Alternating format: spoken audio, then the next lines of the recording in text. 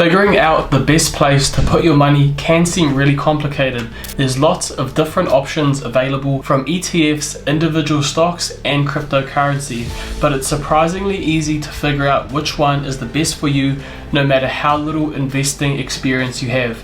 I'll be comparing the unique pros and cons, and I'll show you how much money you'd make in your first month from investing $10,000 into each of these different options. Firstly, looking at ETFs, and these are basically an exchange traded fund, which is just a collection of different companies all put together based on an investment goal. ETFs are great because you don't have to rely on one business. Your money is spread out amongst all the different companies that make up the ETF. There's great ETFs that will pay out a dividend like SCHD, and also ones that will track a whole stock market.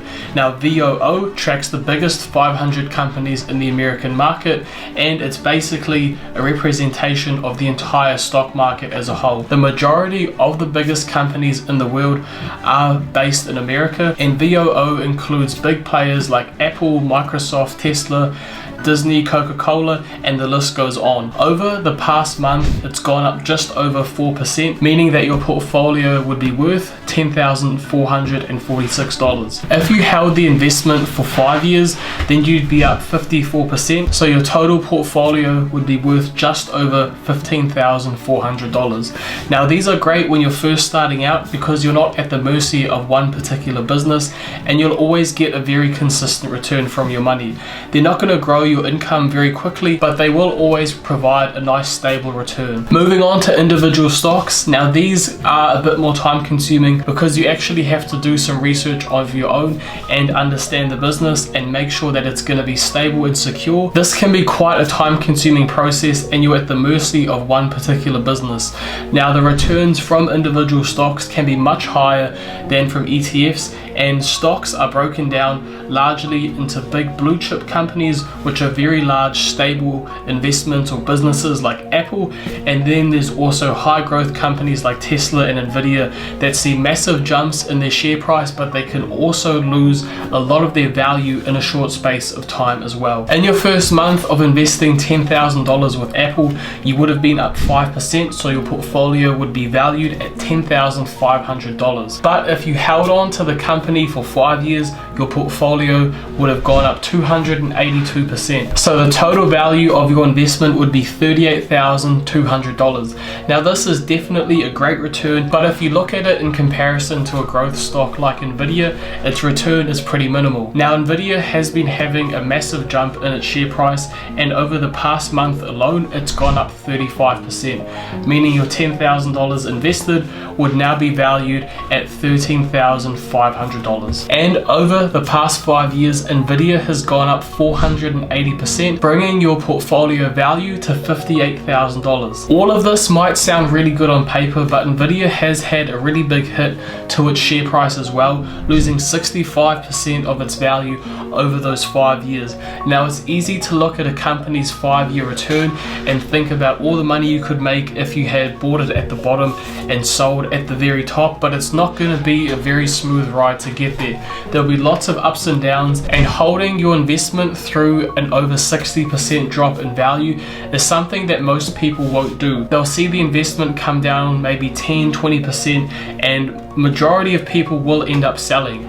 So it's not always going to be a cut and dry answer if you're looking at a company's 5-year return, and keep in mind that with growth stocks, they tend to lose a lot of their share price quite quickly. If you compare that to Apple, the maximum drop in share price that it had over those 5 years was only 25%, so much less than Nvidia. Remember, if you like the content, make sure to drop a like for the YouTube algorithm and subscribe to the channel as well. Jumping into retirement schemes, these can sound really good on paper because you're giving your money to someone that's qualified and has lots of experience, and they're going to be investing it for you with the promise they're going to be making you more money. On paper, it can seem like a good thing. In the long run, it can be good if you learn how to do some of your investing on your own. It's a great skill to have and really is quite straightforward. A lot of people think it's much more complicated than it really is. Enforcing compulsory savings can be a really good thing as well for people that aren't interested in learning about investing and learning about money, because often they'll be the ones who are spending all their income. They're not holding on to any of it. They don't have the best savings habits. So having a separate retirement account that they can't access unless they reach the age of retirement or the age of 65 can be a good thing, because then at least they're going to have some money available for those later years of their life. So there's lots of different retirement schemes available. Most people will go with one of the major banks like Westpac or ANZ, ASB, but there's also independent providers like Simplicity. I won't get into the specifics of which provider is going to be the best for you, but I'll show you the importance of picking out the right fund, because it can make a huge difference to how much money you have available once you finally hit the retirement age. So for this example, it's going to be across 45 years.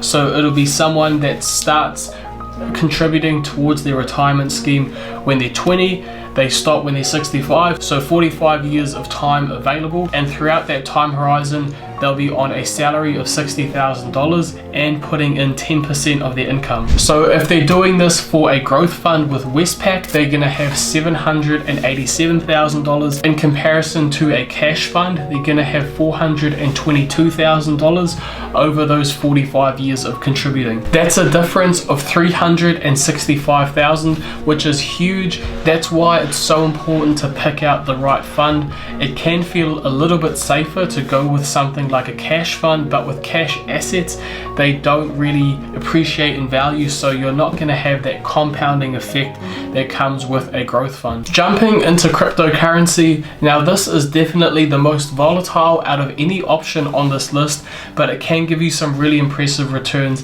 at the same time. When people think about crypto, normally the first thing that comes to mind is Bitcoin. It's got the highest market cap or highest total value out of any cryptocurrency, and its total value at the moment is $512 billion, and the total market cap or the total value of the whole crypto market is $1.1 trillion. So Bitcoin makes up about 50% of the whole crypto market, making it the most stable, but it still has some massive jumps in its price. In the past 5 years, it's gone up 362%, meaning that in the past 5 years, your portfolio would be valued at $46,200. Again, this sounds really good, but during that time it had lost at its peak about 70% of its value, and you really have to be pretty dedicated to hold on to your investment throughout that time. There can also be a few other challenges with cryptocurrency, from finding a safe exchange to buy your crypto from. There are local New Zealand ones like Easy Crypto, which is personally what I use. You can get American ones like Coinbase and Binance. If you want to see a complete guide on how to invest in cryptocurrency in New Zealand, from finding the right exchange, picking out a safe storage option, and figuring out the best strategy to maximize your profits, then check out this video on screen that'll show you all of that and more.